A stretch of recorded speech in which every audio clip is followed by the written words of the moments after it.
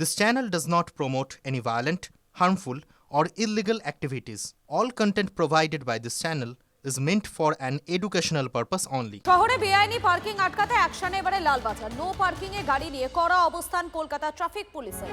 Parking এলাকার বাইরে এবং নো পার্কিং এ গাড়ি রাখলে 500 টাকা পর্যন্ত জরিমানা গুনতে হতে পারে চালকদের। শহর জুড়ে 27 ট্রাফিক গার্ডে বেআইনি পার্কিং নিয়ে লালবাজারের বিশেষ অভিযান। UEN Jaipur is a perfect target for prospective students aspiring for good jobs, good education with future-ready skills.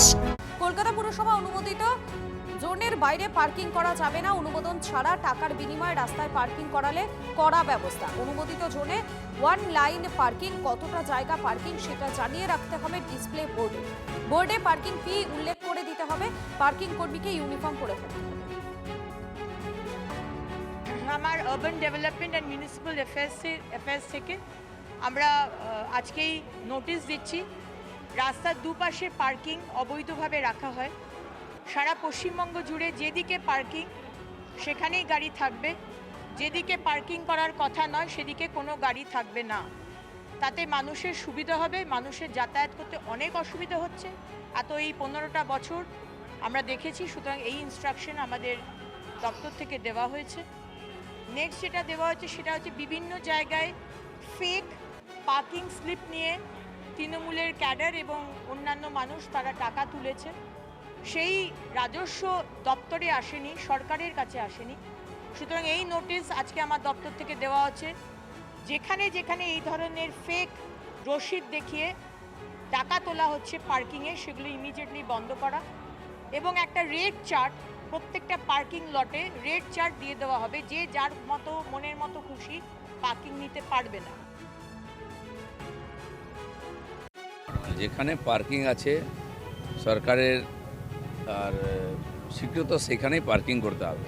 এখন দেখি রাস্তাঘাট যেখানে সেখানে গাড়ি দাঁড় করাচ্ছে সবাই, টোটো থেকে আরম্ভ করে 4 চাকা গাড়ি, ট্রাক, কোনো কিছু মানা হয় না, অবৈধভাবে পয়সা তোলা হয়।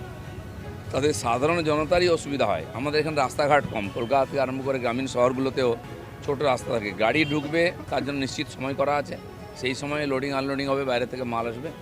বাকি সময় যে কোনো গাড়ি, ব্যক্তিগত গাড়ি হোক, সরকারি গাড়ি হোক, যেখানে সেখানে পার্ক করা যাবে না, যাতে মানুষের কোনো অসুবিধা না হয়, আর সেটা শক্তভাবে মানা হবে এরপর থেকে।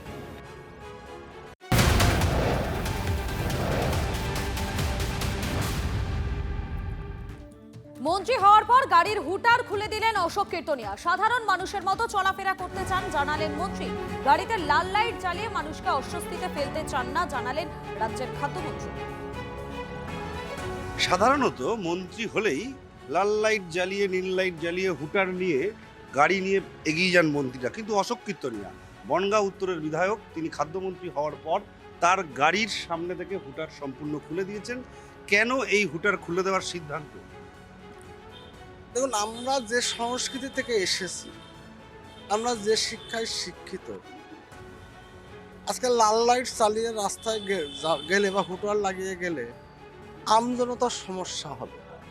আমজনতার সুবিধার্থে এবং আমরা যে সংস্কৃতি, সেই সংস্কৃতির স্বার্থে আমি আমার গাড়িতে লাল লাইট করে দিয়েছি। এরকম তো অসংখ্য দেখা যায় রাস্তায় দাঁড়ালে, অনেকেই যারা পায় না এরকম মানুষও লাল লাইট নীল লাইট জ্বালিয়ে চলে যায়। দেখুন, এটা আমি কি বলবো, দেখুন আমার অভিরুচিতে আসেনি, বাস্তব কথা বলি। আমি যে জায়গা থেকে উঠে এসেছি সেই জায়গায় দাঁড়িয়ে আমি বলছি, আমি মনে করেছি যে লাল লাইট নিয়ে রাস্তায় চললে সেটা সমাজের ক্ষেত্রে আমার ভাবনায় ভালো লাগবে না, তার জন্য আমি হুটার খুলেছি, লাল লাইট খুলেছি।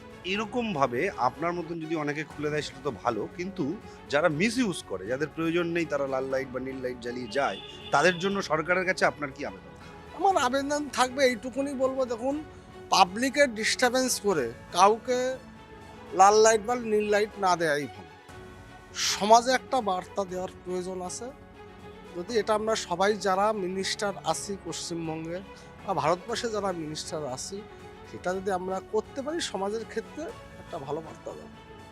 আগামী দিনে সকলেই যাতে লাল লাইট খুলে দেন, যাদের প্রয়োজন নেই তারা যেন একদমই ব্যবহার না করেন, এই আবেদন করছেন বনগাঁ উত্তরের বিধায়ক অশোক কীর্তনিয়া। TV9 বাংলার জন্য সুকান্ত মণ্ডলের সঙ্গে দীপঙ্কর দাসের রিপোর্ট, উত্তর 24 পরগনা। সাতটি জাতীয় সড়কের অংশ NHAI এবং NHIDCL কে হস্তান্তরে রাজ্যের অনুমোদন। জাতীয় কেন্দ্রীয় সড়ক পরিবহন এবং জাতীয় সড়ক মন্ত্রকের একাধিক অনুরোধ সত্ত্বেও প্রস্তাবগুলি প্রায় 1 বছর ধরে রাজ্য সরকারের কাছে মুলতবি ছিল। আনুষ্ঠানিক হস্তান্তর না হওয়া পর্যন্ত এই সড়কগুলিতে উন্নয়নমূলক কাজ বন্ধ ছিল। এবার অনুমোদন পাওয়ায় কেন্দ্রীয় সংস্থাগুলি আর বিলম্ব না করে কাজ শুরু করতে পারবে। অবশ্যই সামরিক সুবিধার জন্য তো রাস্তাঘাট চাই, রাস্তাঘাট যাও বা আছে সেগুলো ঠিকঠাক হয় না। যাতায়াত ব্যবস্থা প্রথম, উন্নয়ন তার সঙ্গে যুক্ত আছে। তো এগুলো সমস্ত কিছু শোধরানো হবে, ধীরে ধীরে সমস্যা দূর করা হবে। আর পশ্চিমবাংলার রাস্তাঘাট যেটুকু কেন্দ্রীয় সরকারের হাতে সেটাই ঠিক আছে, বাকি সব চলার অযোগ্য আছে। এবার যেটা সম্ভব আমরা কেন্দ্র সরকারের হাতে দেবো। অনেক কিছু রাস্তার ক্যারেক্টার চেঞ্জ করা হয়েছে, যেমন মদের দোকান করতে হবে বলে ন্যাশনাল থেকে স্টেট হাইওয়ে বানিয়ে দেওয়া হয়েছে খালি কায়েমি স্বার্থের জন্য। তো এই ধরনের আইনের ফাঁক দিয়ে অনেক কাজ হয়েছে যেটা সাধারণ মানুষের এবং দেশের হিতের বিপরীত, সেগুলো সব ঠিক হবে। রাজ্যে চালু হলো জাতীয় শিক্ষানীতি। রাজ্য এবং কেন্দ্রের শিক্ষা বিভাগের মধ্যে সই হলো এই চুক্তি। এবারে রাজ্যে গড়ে উঠবে PM শ্রী বিদ্যালয়। বাংলায় প্রধানমন্ত্রী স্কুল স্পট রাইজিং ইন্ডিয়া 3 বছরের বেশি সময় ধরে রাজ্যে PM শ্রী প্রকল্প চালু নিয়ে টালবাহানা চলছে। এবারে রাজ্যের প্রত্যেকটি ব্লকে অন্তত একটি স্কুলকে এই প্রকল্পের অন্তর্ভুক্ত করার লক্ষ্য নেওয়া হয়েছে বলে জানা গিয়েছে। বাংলার ভেঙে পড়া শিক্ষা ব্যবস্থাকে চাঙ্গা করবে এই চুক্তি মত কেন্দ্রে। পূর্বতন সরকারের আমলে বারবার বিতর্ক হলেও রাজ্যে কার্যকরী হয়নি জাতীয় শিক্ষানীতি।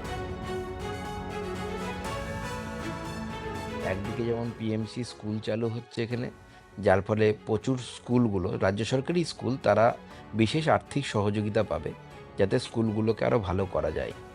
দ্বিতীয়ত হচ্ছে স্কুল লেভেল থেকেই জাতীয় শিক্ষানীতি 2020 লাগু হওয়ার ফলে আমাদের বিদ্যার্থীরা হাতে কলমে কাজ শিখবে, স্কিল বেসড এডুকেশন হবে, যা আগামী দিনের যে পরিবর্তনশীল বিশ্বে আমাদের ছাত্রছাত্রীদেরকে আরও অনেক বেশি আত্মনির্ভর, অনেক বেশি শক্তিশালী করবে বলে আমার মনে হয়।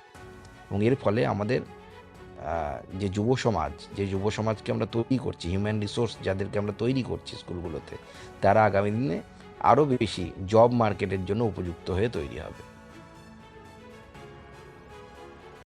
শিক্ষা ব্যবস্থা বলে বাংলায় কিছু নাই, সেটা ঠিক হবে। এবং জাতীয় শিক্ষানীতি যেটা আগেই ঘোষণা হয়ে গেছে, এখানে লাগু ছিল না। যেরকম ভারতীয় ন্যায় সংহিতা ইত্যাদি ধীরে ধীরে লাগু হচ্ছে, আয়ুষ্মান ভারত, তো সেরকম জাতীয় শিক্ষানীতি এখন লাগু হবে। এবং তার সঙ্গে সঙ্গে যে ইনফ্রাস্ট্রাকচার শিক্ষা বিভাগে সেটাও ঠিক করা হবে। সময় লাগবে একটু, টিচার নেই, কর্মচারী নেই, এগুলো ভর্তিও করতে হবে, অনেক কেস চলছে, সব নিয়ে সরকার চিন্তাভাবনা করছে। মধ্যপ্রদেশে চলন্ত ট্রেনে আগুন, রাজধানী এক্সপ্রেসের B1 কোচে আগুন।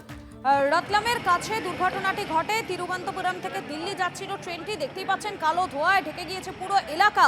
দাউ দাউ করে জ্বলতে থাকে B1 কোচটি। সেই ছবি আপনাদেরকে দেখাচ্ছি TV9 বাংলা এক্সক্লুসিভলি, আপনারা দেখতে পাচ্ছেন।